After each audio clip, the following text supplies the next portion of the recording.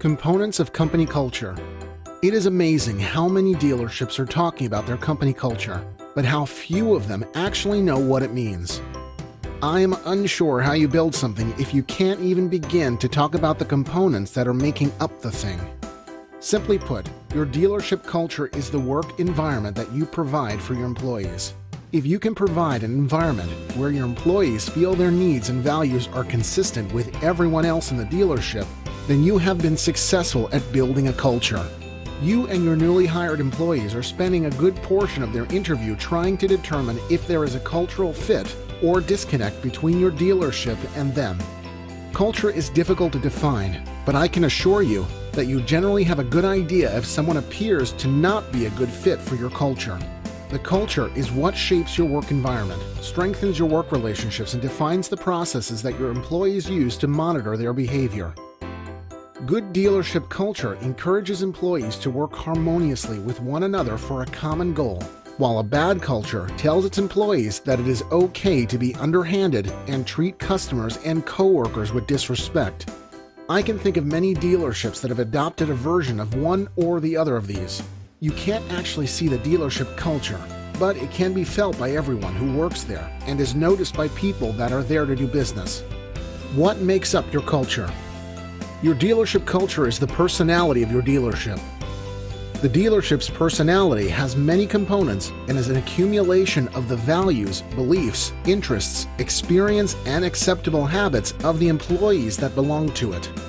It helps to guide behavior and defines what is and is not acceptable while dealing with one another. Culture is like personality.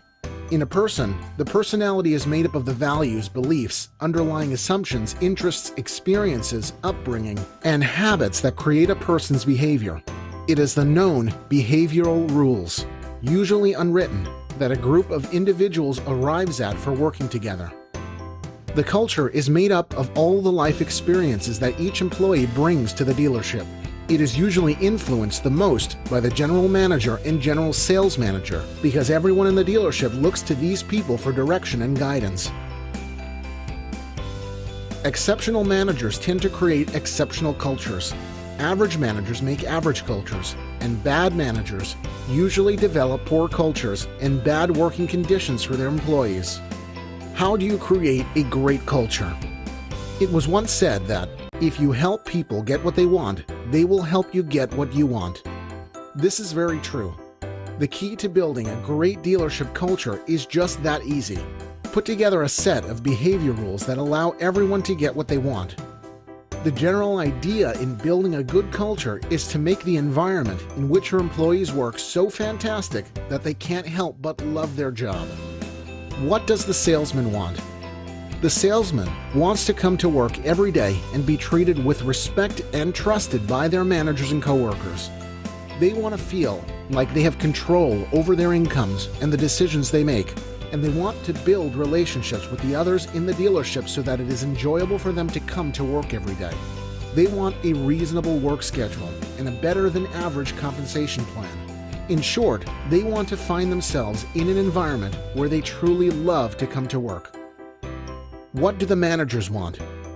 They want for their employees to show up to work on time, put in an honest day's work, and to enjoy coming to work every day.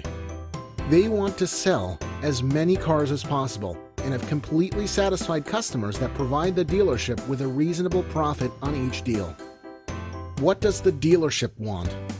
The dealership wants to create an environment in which the salespeople and managers truly love their jobs. If done successfully, they will foster an environment where the customer feels the difference and in turn will love doing business with the dealership. This will encourage them to be loyal and repeat customers and provide their salespeople more referrals and ultimately increase the overall profitability and sales volume of the store. What does the customer want? The customer wants to come to a friendly environment where they trust and respect the way the dealership does business. They want to feel that we are happy to help them and the perception that we have given them a great deal. They want to build a long-term relationship with the salesperson and dealership and be proud to tell their friends and neighbors to come shop there. Finally, they want a place where they can go to get assistance if they ever have issues with their purchase. What does this mean? If everyone works together to make a culture that focuses on these things, then everyone wins. We start selling more cars and making more profit and sales commissions.